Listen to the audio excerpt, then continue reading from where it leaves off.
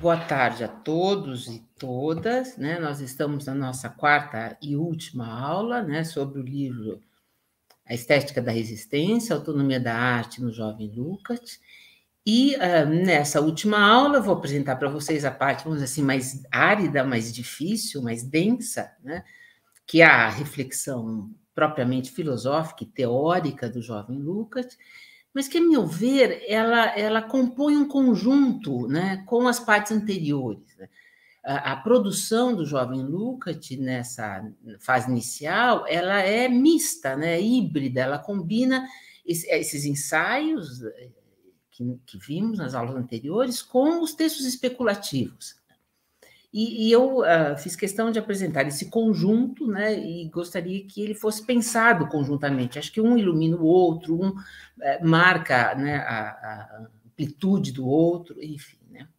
Mas esses textos teóricos e filosóficos, eles permaneceram inacabados, no formato de manuscritos. Foram escritos entre 12 e 18,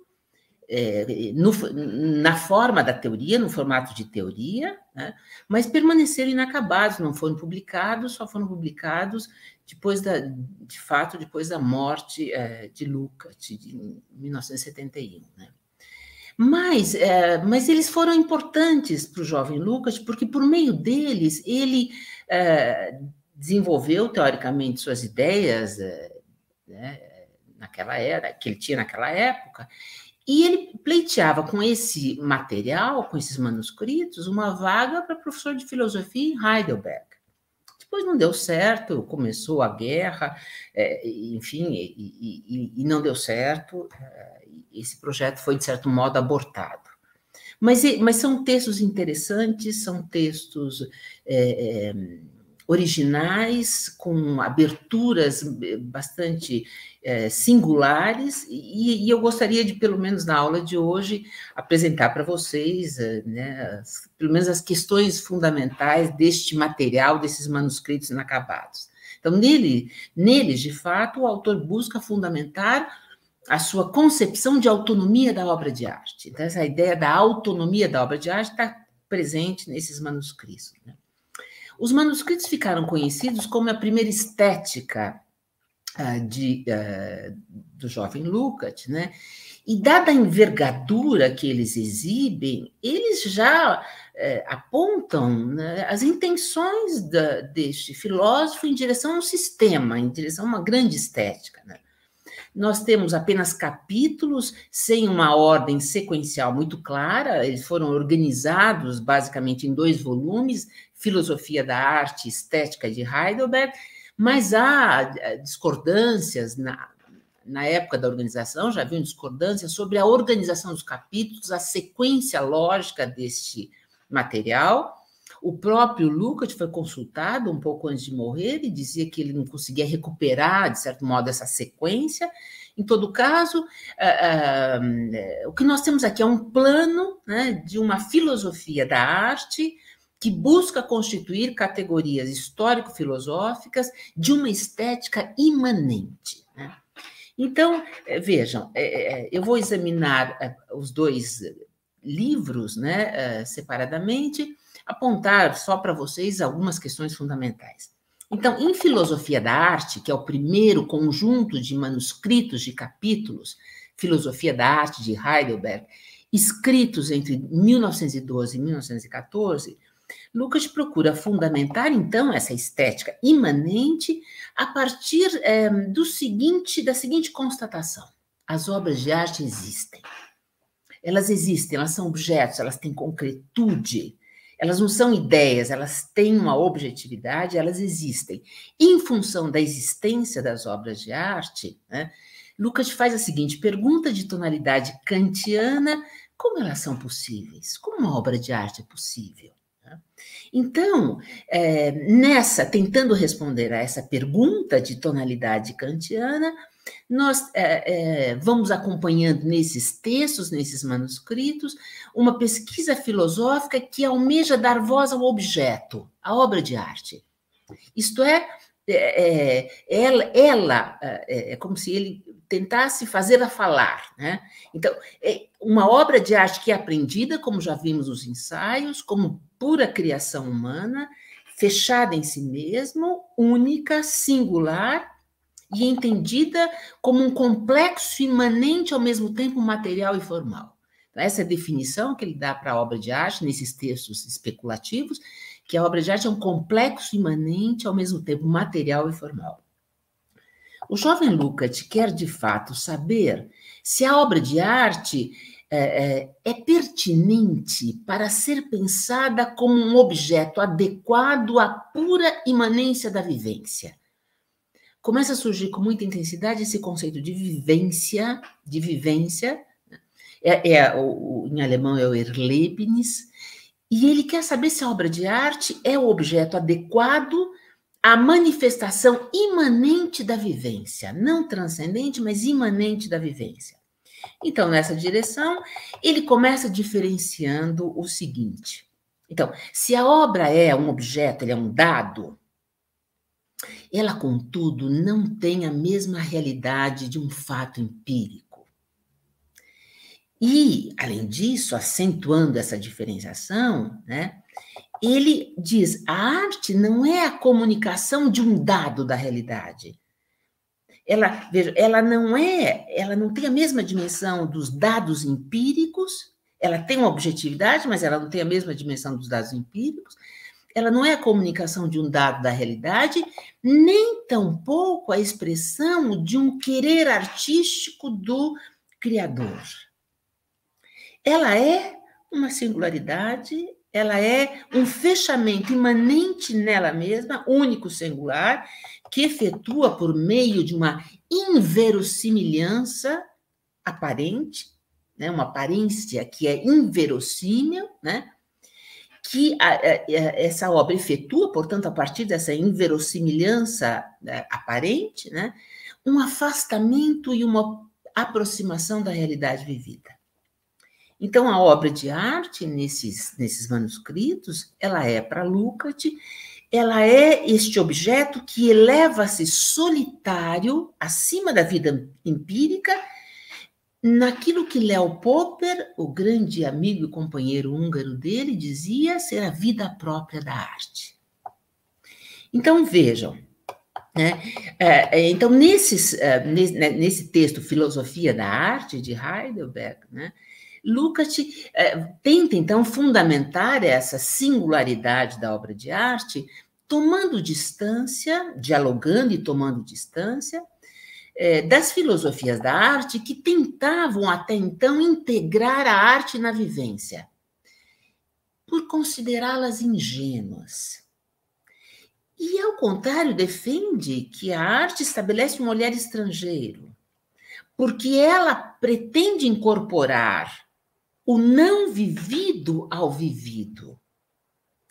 Então, vejam, dialogando com essas filosofias que tentam integrar a arte à existência, e principalmente com Kant, continua o diálogo com Kant, ele defende que a arte, que este objeto singular e único, a arte, se aproxima de uma experiência pura, pois ela deixa para trás toda a inconsistência, de toda a fugacidade e fluidez daquilo que é meramente vivido.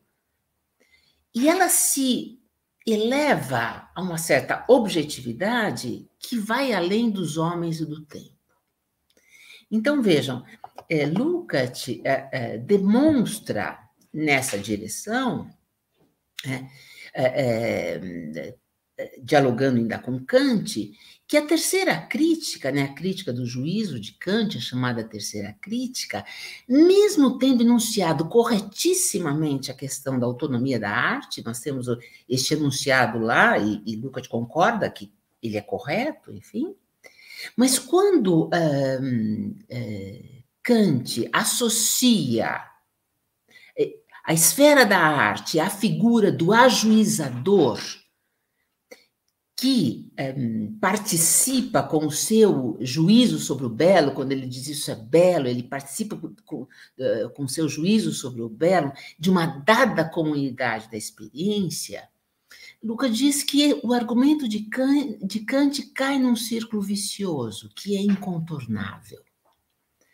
Pois esse juízo, ao ser comunicado, ele efetua um comportamento lógico que não é mais puramente estético. Daí o círculo vicioso. Ele quer fundar alguma coisa tipicamente estética, mas cai no comportamento lógico.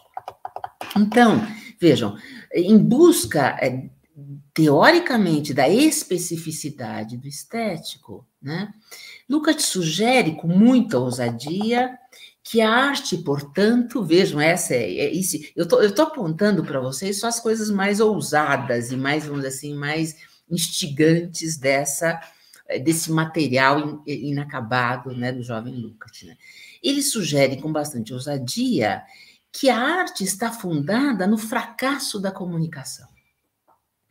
Então, a arte contra Kant, ela não serve para fundar nenhuma comunidade de ajuizadores, né? Comunidade daqueles que julgam. Ela não serve para formar nenhuma comunidade, nem para fundar a humanidade, como defendia Schiller nas suas cartas estéticas.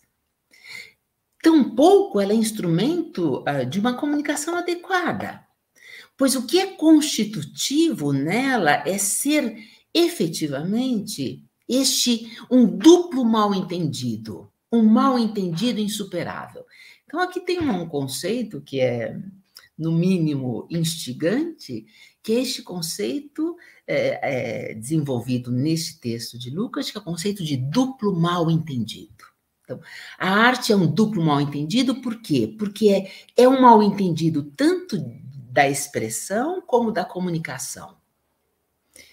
Porque a arte introduz sempre uma ruptura, uma comunicação inadequada. Ela introduz uma relação inadequada, seja entre criador e obra, primeiro mal-entendido, seja entre receptor e obra, segundo mal-entendido.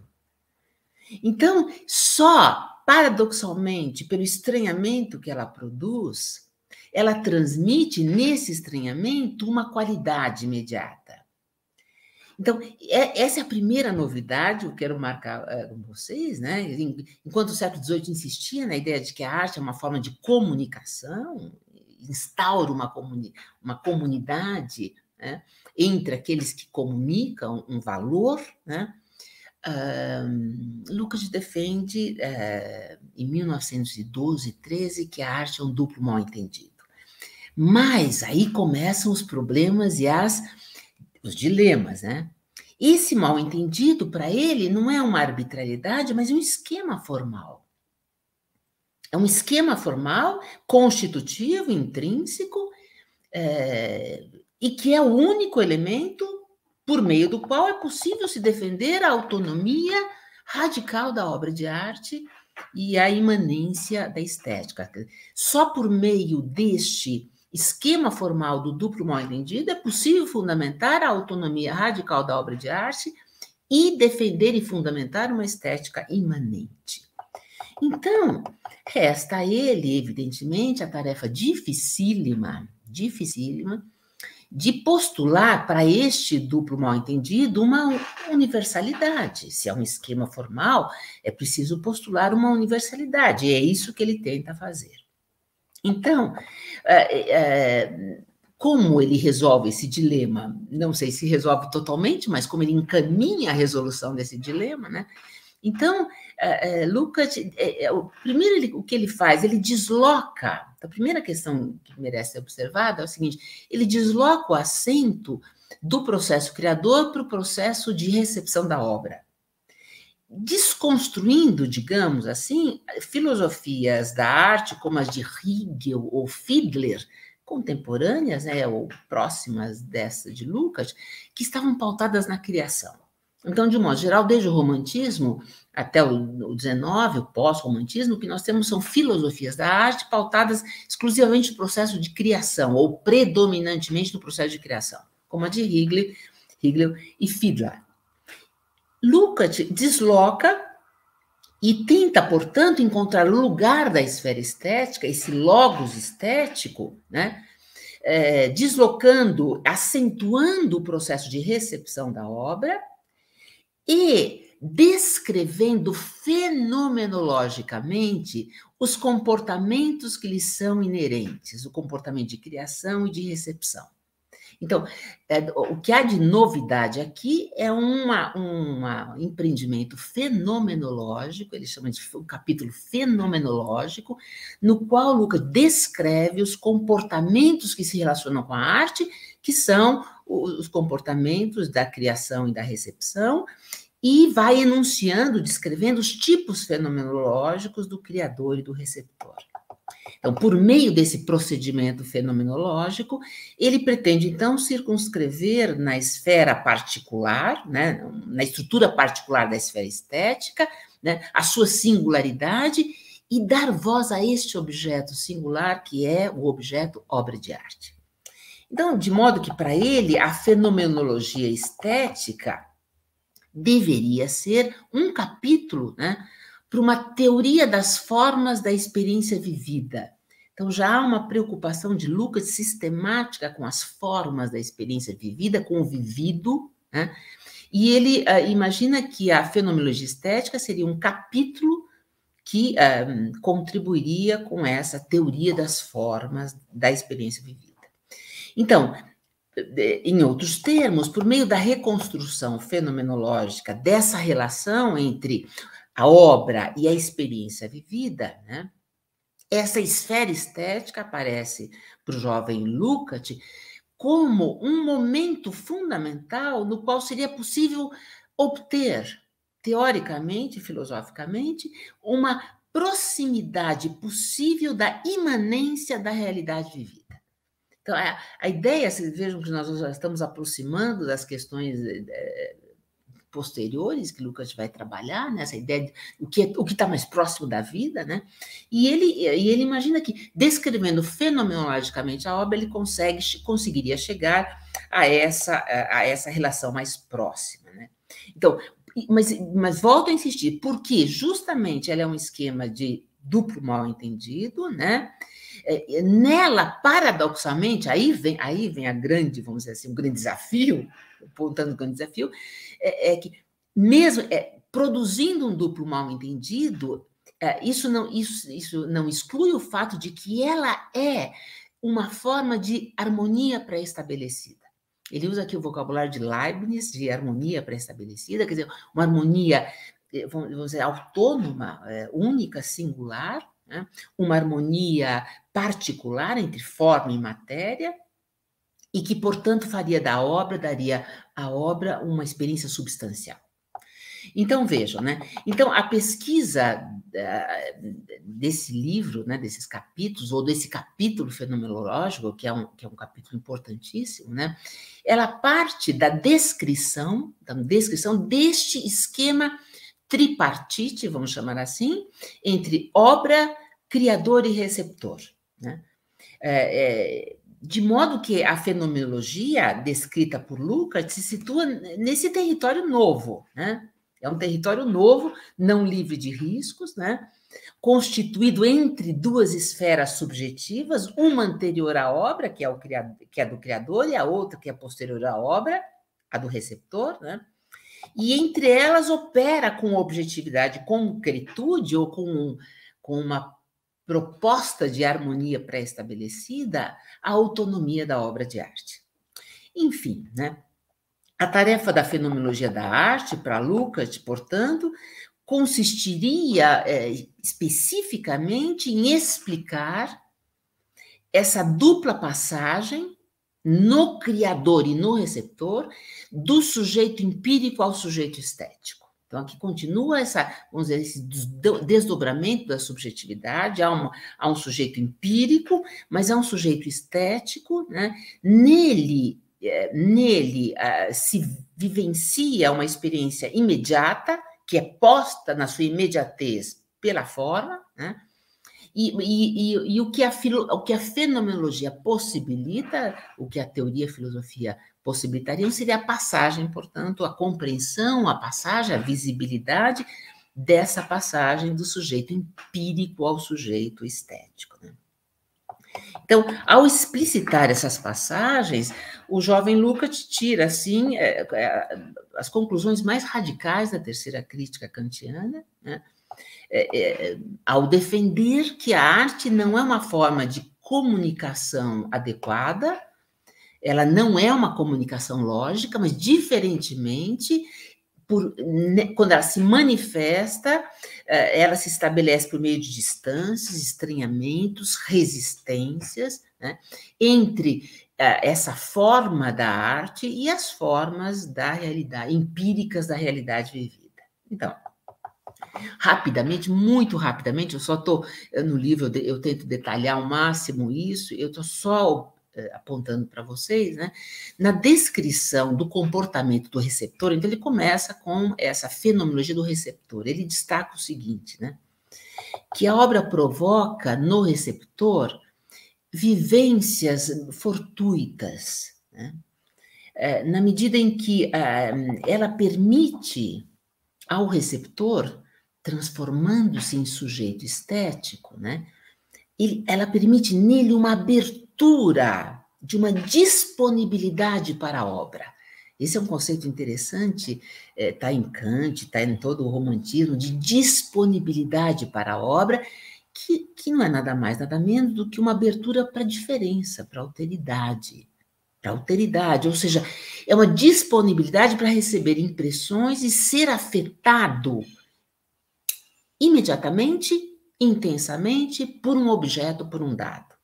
Então, esse conceito de disponibilidade certamente ainda aclimatado em ambiente kantiano e pós-kantiano, enfim. No entanto, acentua Lukács, essa disponibilidade é menos adequação e mais um deslocamento provocado pela obra nos órgãos de recepção do receptor. Então, de modo que, na relação entre obra e receptor, esse é o duplo mal entendido, ocorre um salto, né, uma ruptura, né?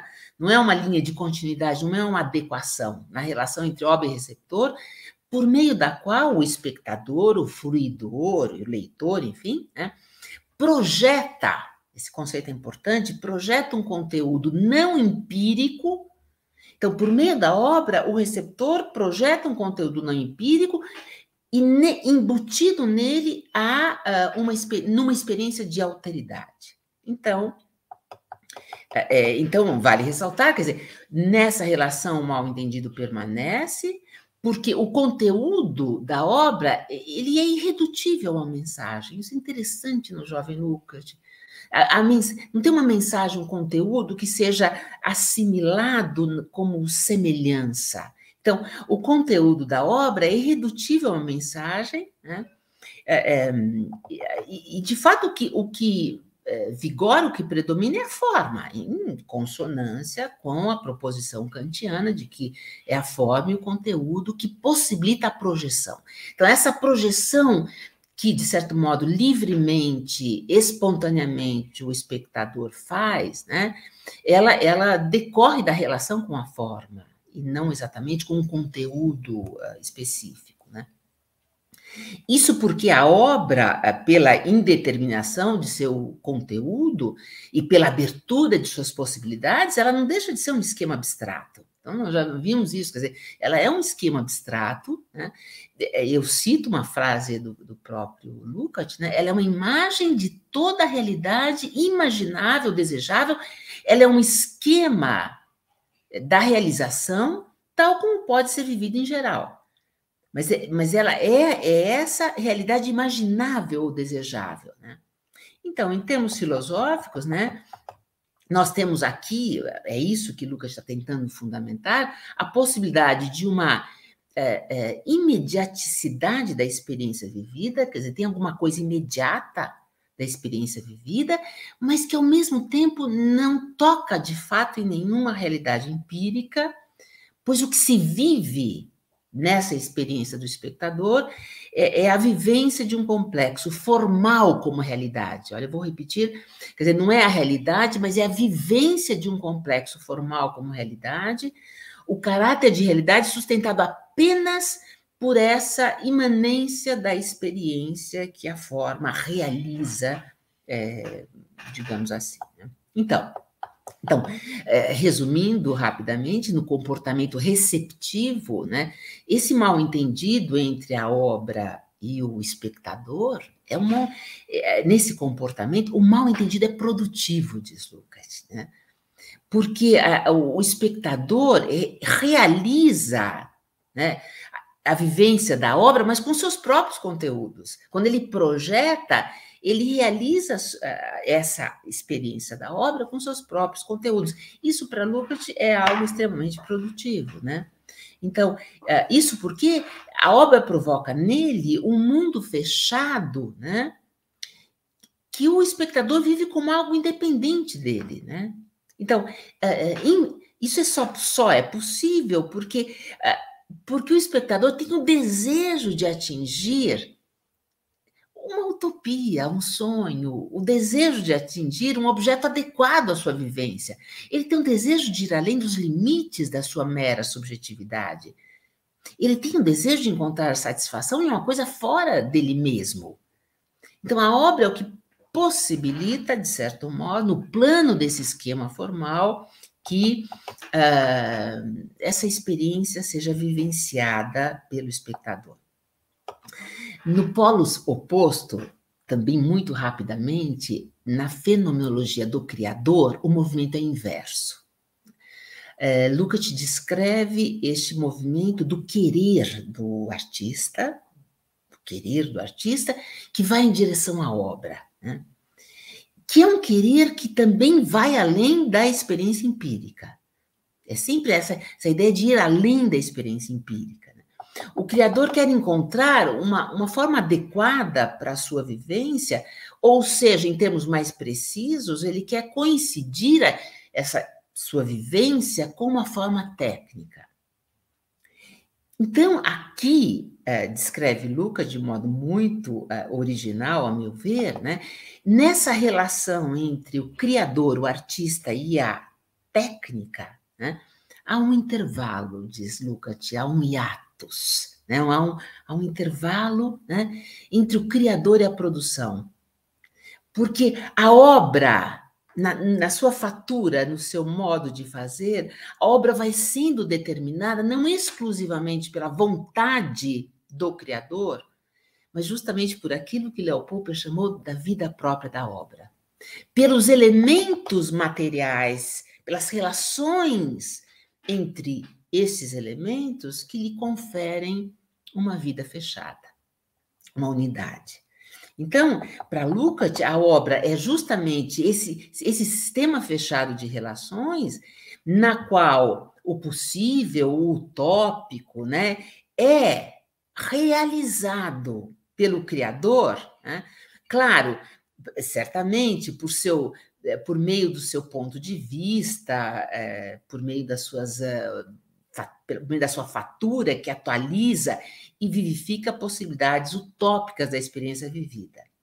No entanto, o processo de criação é bastante complexo, diz ele. E eu procuro valorizar essa complexidade e não reduzir e simplificar, né?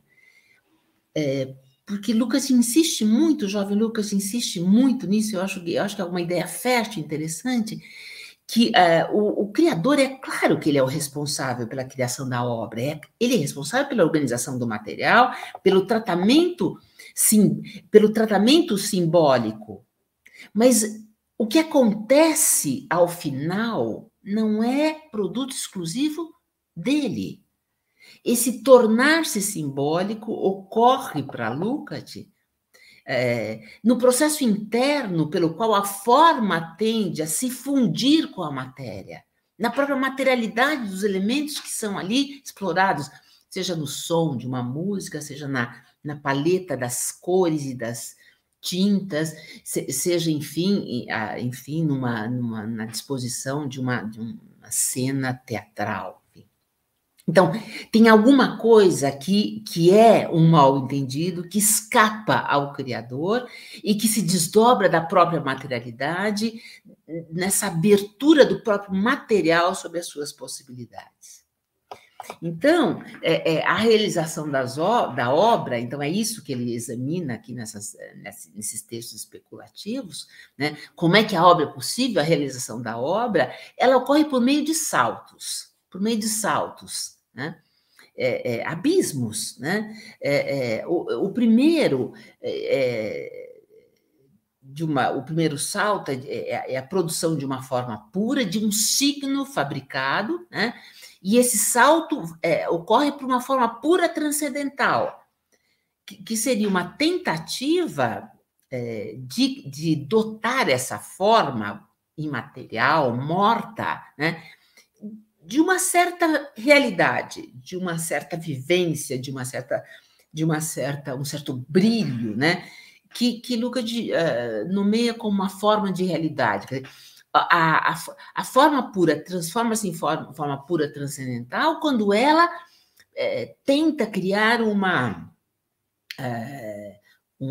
dizer assim, uma apresentação de uma forma de realidade.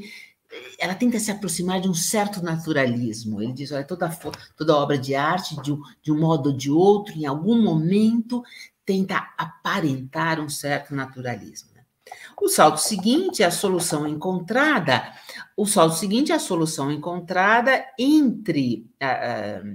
Pela forma, né, entre as possibilidades materiais da própria obra, ou seja, no campo da técnica, por meio da qual a obra recebe, assim, um caráter flutuante, né, completamente destacado, independente de toda a realidade puramente subjetiva. Então, não esse caráter flutuante, ela se afasta um pouco desse desejo do criador.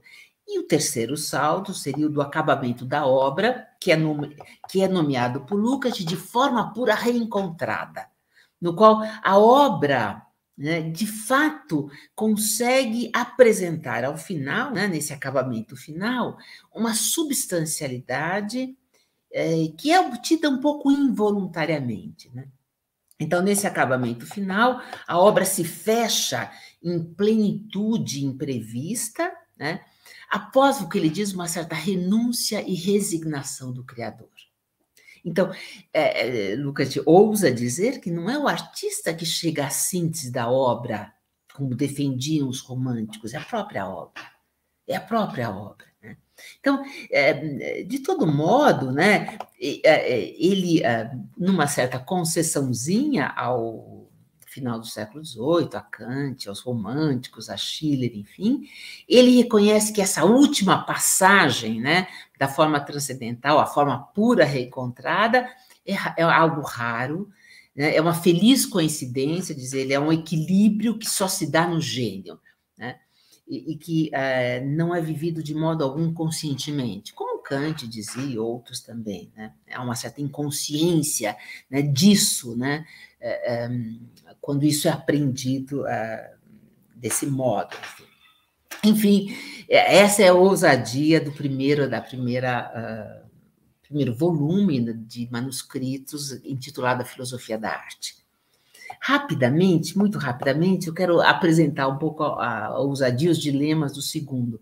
O segundo volume é chamado Estética de Heidelberg, agrupa textos que vão de 1916 a 1918, e neste conjunto de textos, né, Lucas retoma um pouco os problemas, percebe que ficaram vários problemas sem solução, né? E ele retoma os problemas, tentando dar mais solidez a essa ideia da autonomia do estético, né?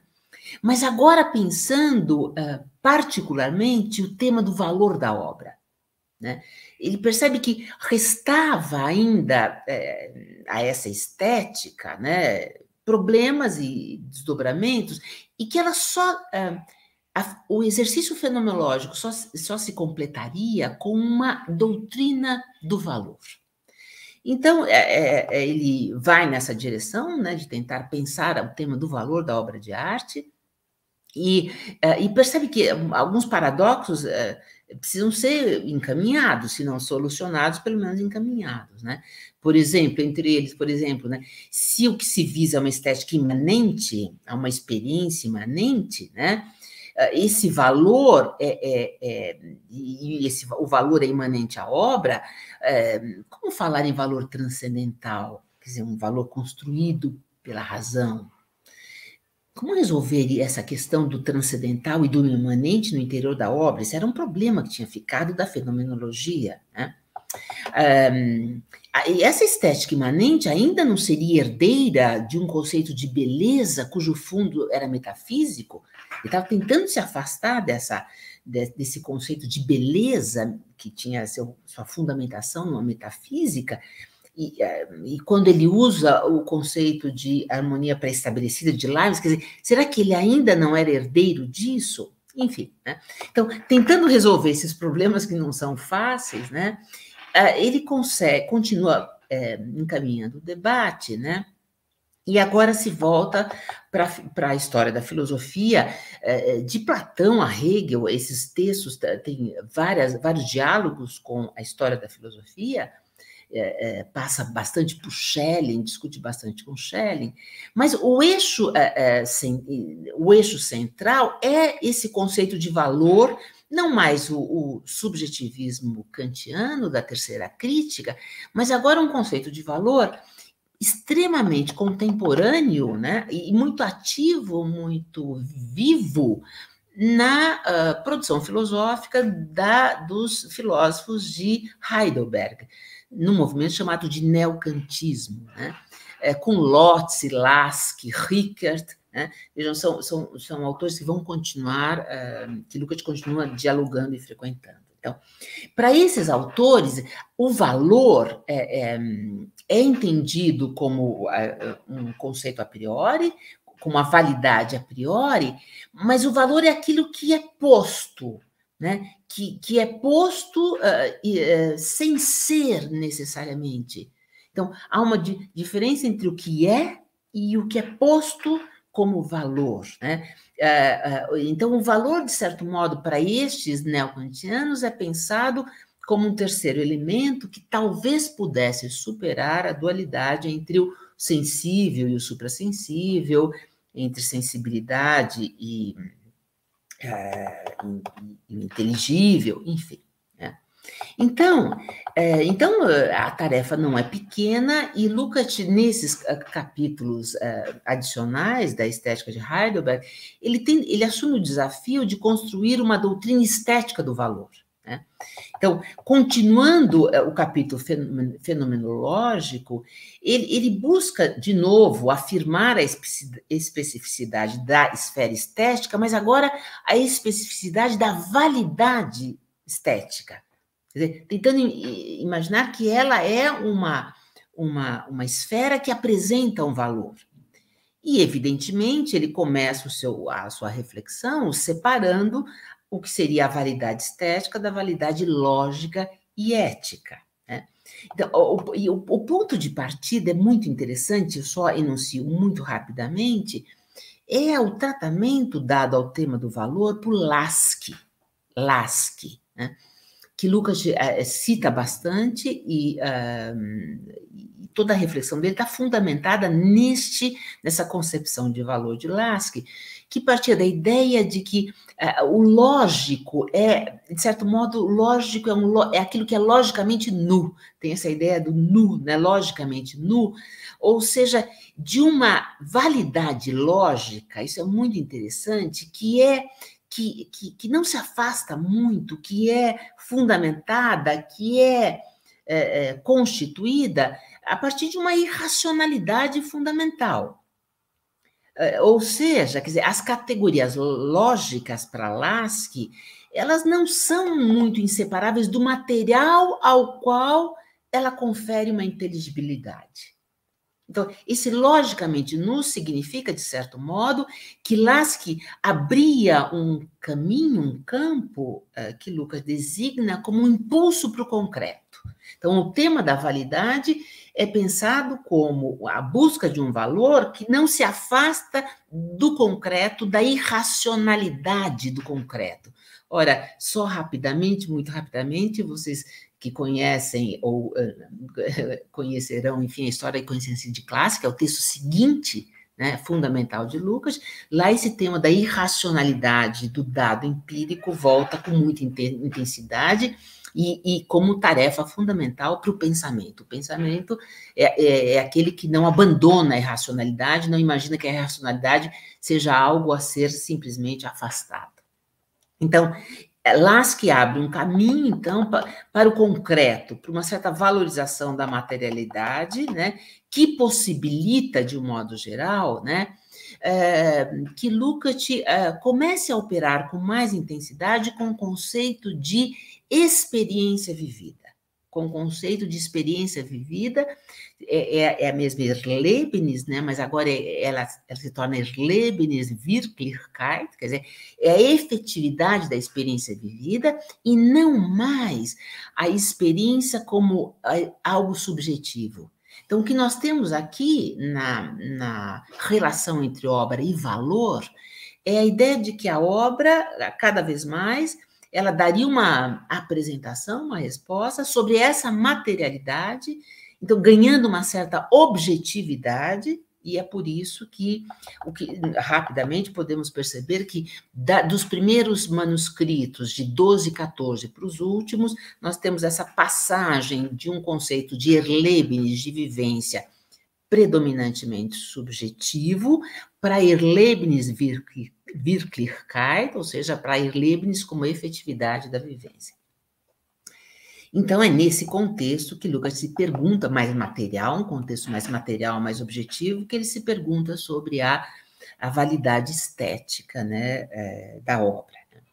Então, mas vejam, não se esqueçam, aqui a ideia é a mesma, ainda, quer dizer, a ideia é fundamentar a arte como algo autônomo, né, e justamente como algo autônomo que apresenta um valor, ou seja, o que ele chama o sentido do vivido como vivido. Então, por essa razão que Lukács fala na estética de Heidelberg, né, não em julgamento de valor, mas em realização do valor. Isso se ficar claro, já está muito bom. Quer dizer, na obra não temos um julgamento, nós temos a realização do valor, né? Então, as obras são, ao mesmo tempo, a apresentação de um valor, mas realizado, é a manifestação, é o valor que se torna uma forma, né? Jamais nós temos na obra a realização de um valor que é colocado fora dela. Então, a obra não indicia alguma coisa que está fora dela. Não, é no interior dela que há uma realização do valor, que ela é uma vivência, ela é obra, uma vivência com dimensão de realidade, com materialidade, né? E é por essa razão que o ato estético, para ele, é qualitativo, singular e incomparável, né? Então, esse incomparavelmente qualitativo, né, é o objeto, né, que é aprendido na arte simplesmente no seu modo de aparecer, né? Não é algo intelectual, mas o seu modo de aparecer como vivência estética efetiva, que possibilitaria a relação de duplo mal-entendido examinada por ele nas duas fenomenologias, né, nas fenomenologias anteriores, enfim. Né?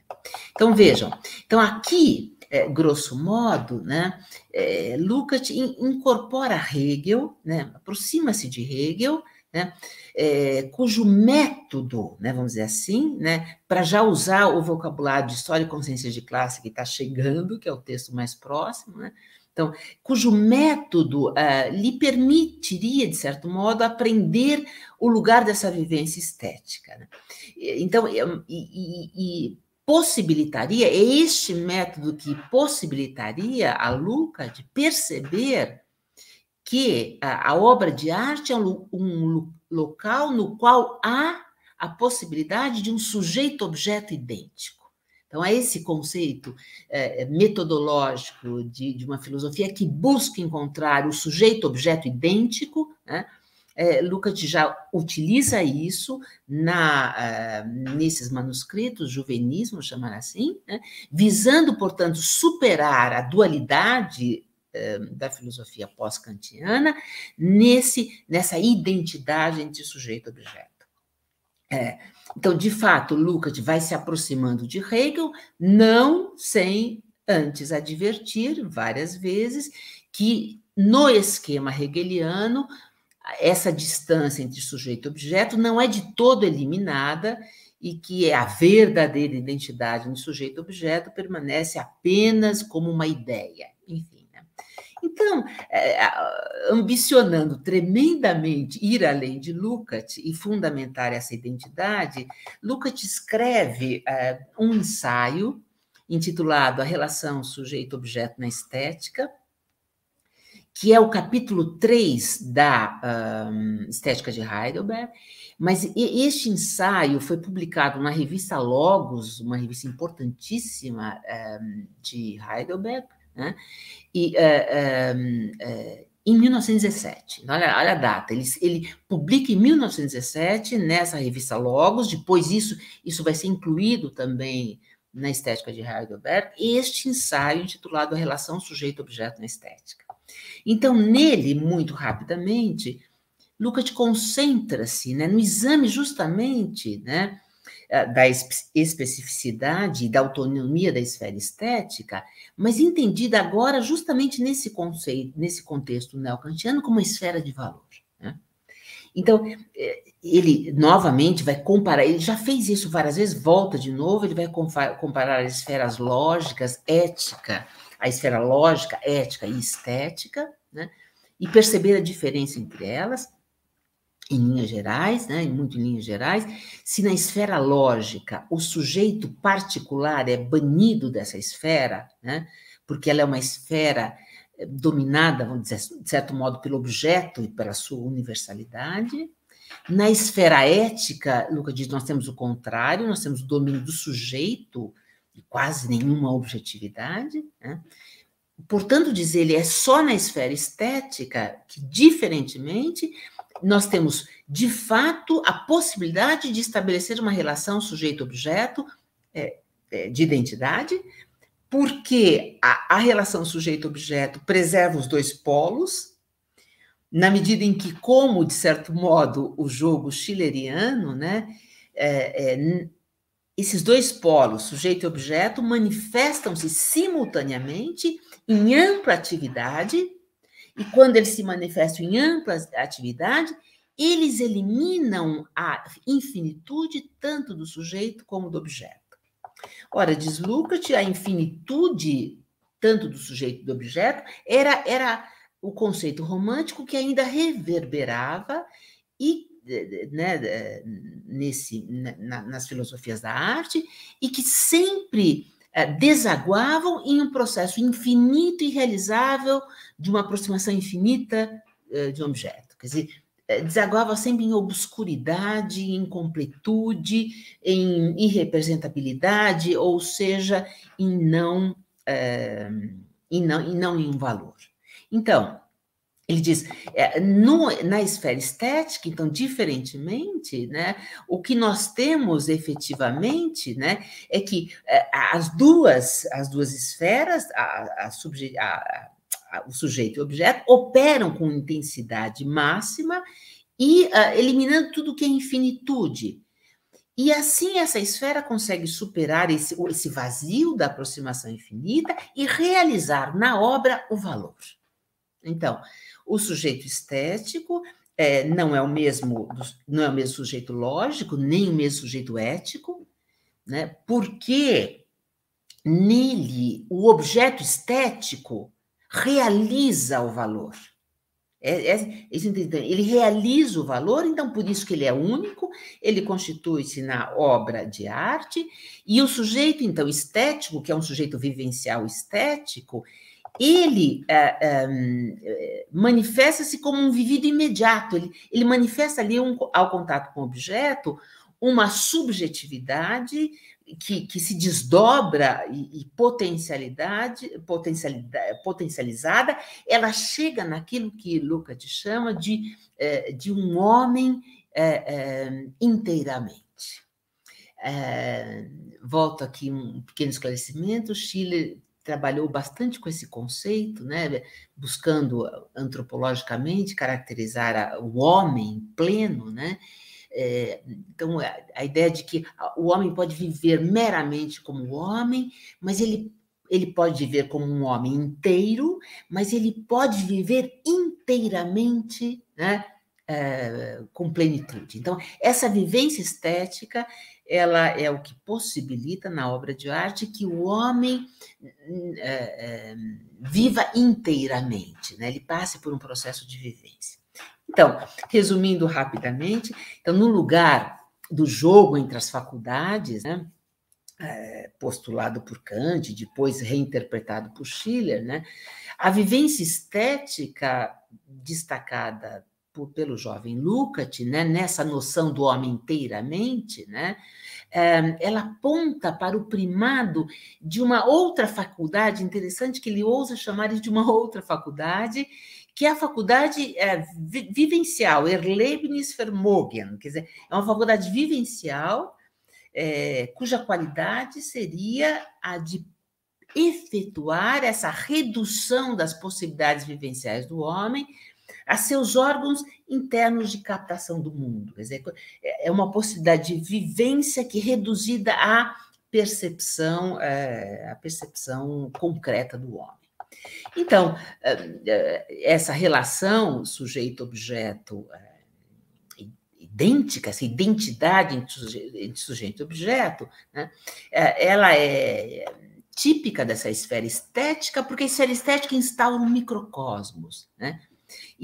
Cujo caráter cósmico se revela justamente no fato de que todas as possibilidades inscritas em seus princípios constitutivos amadurecem aí como realidade. Não são ideias abstratas, mas como realidade, de modo que as categorias de real, do possível, do necessário, perdem as suas diferenciações semânticas, né? E cria uma identificação, isso que ele chama de um microcosmos. Toda a obra instaura um microcosmos nesse sentido, e por isso o objeto da estética jamais é meramente reflexivo ou contemplativo, veja se isso é um tema de história e consciência de classe, mas ele é realizado.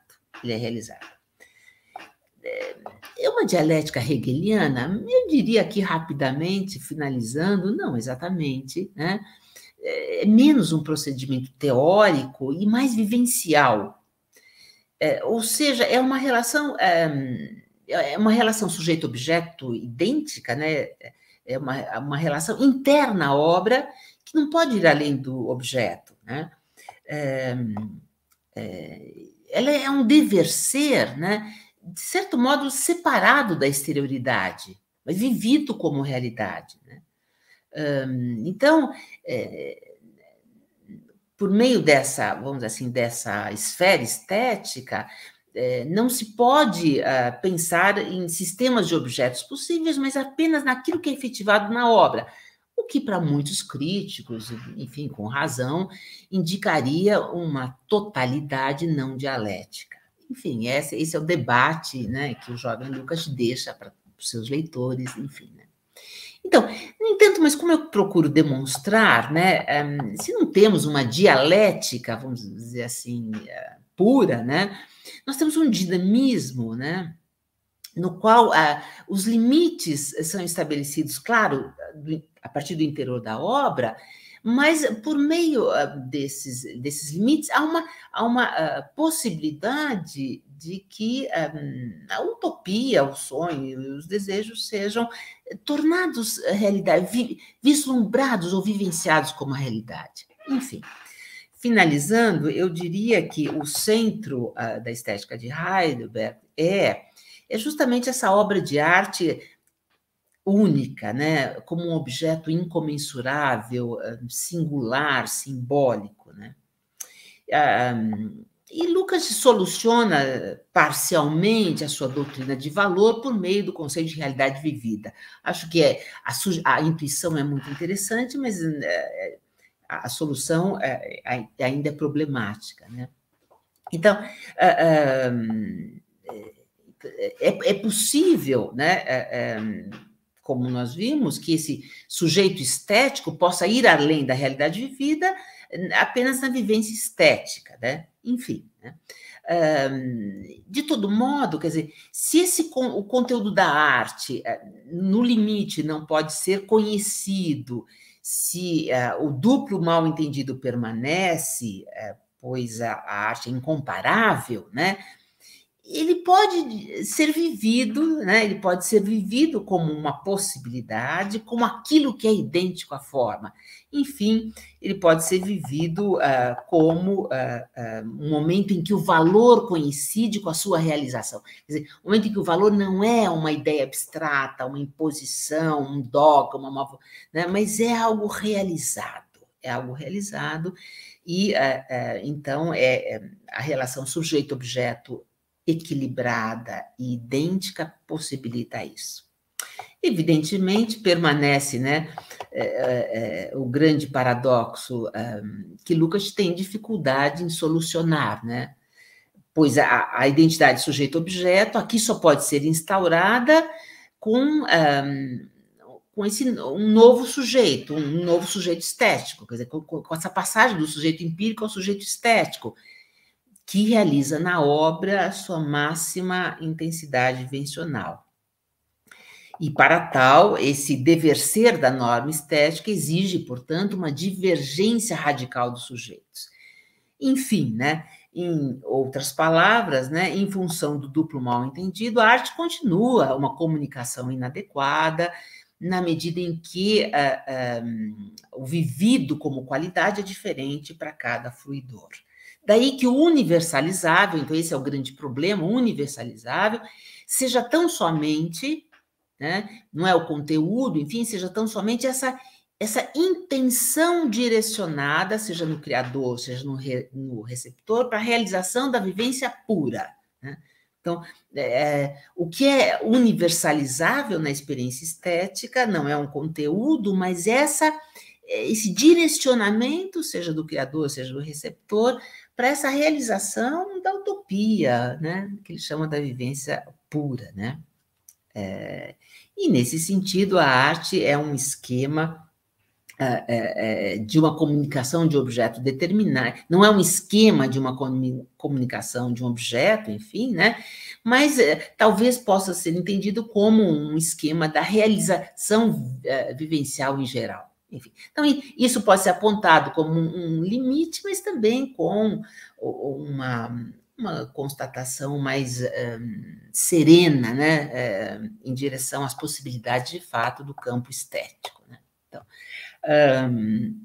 Então, só para finalizar, mesmo de fato, eu já me alonguei demais na aula de hoje, né?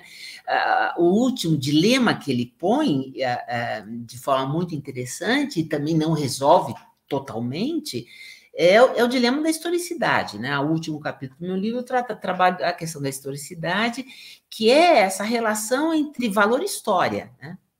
Porque, diz ele, toda obra é temporal segundo sua gênese, segundo sua sobrevivência e o efeito que produz, né? Mas, como valor, toda obra é atemporal, pois ela contém um tempo ideal que é interior a ela mesma e que decorre das relações entre criador e técnica.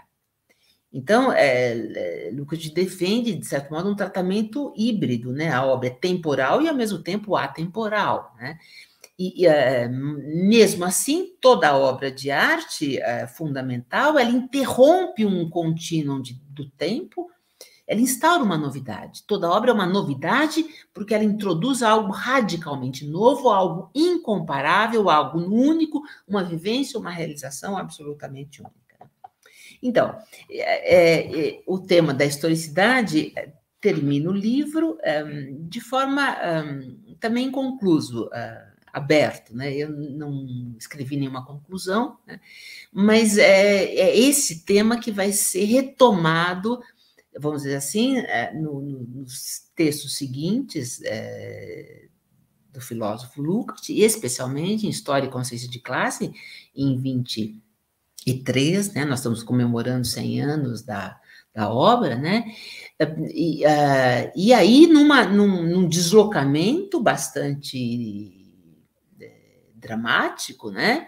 Porque em História e Consciência de Classe, essa substância, essa relação idêntica de sujeito-objeto, essa substância se desloca para essa experiência, essa vivência, essa realidade vivida na obra de arte e vai definitivamente para a história, literalmente para a história, né?